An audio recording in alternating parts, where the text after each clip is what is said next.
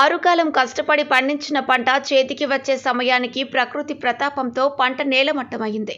ప్రభుత్వము స్పందించి నష్టపరిహారం అందించాలని రైతులు కోరుతున్నారు. నిజామాబాద్ జిల్లా మోర్తాడ్ మండలం పాలెం గ్రామంలో నిన్న కురిసిన గాలివానకు మొక్కజొన్న పంట చేతికొచ్చిన సమయంలో నేల పాలైందని ఏలేటి చిన్న రాజన్న అనే రైతు ఆవేదన వ్యక్తం చేశారు.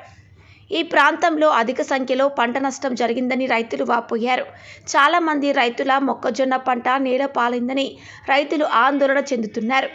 ఒక్కొక్క రైతుకు 50,000 వరకు నష్టం జరిగిందని ప్రభుత్వమే స్పందించి పంట నష్టం అంచనా వేసి ఆదుకోవాలని రైతులు ప్రభుత్వాన్ని డిమాండ్ చేశారు.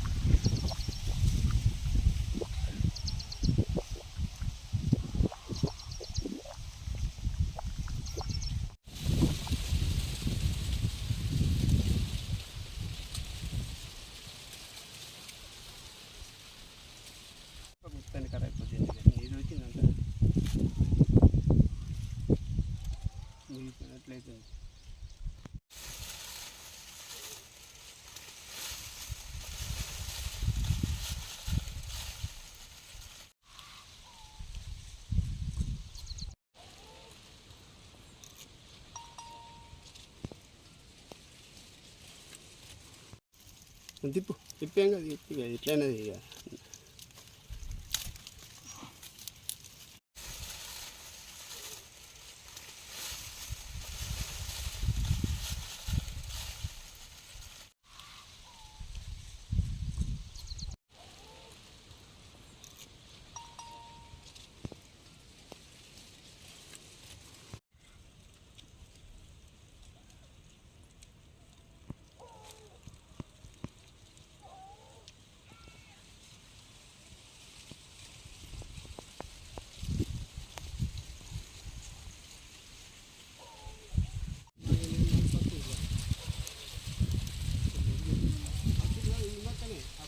పడ్డది అక్కడ పక్కకు పడ్డా నడమాగింది.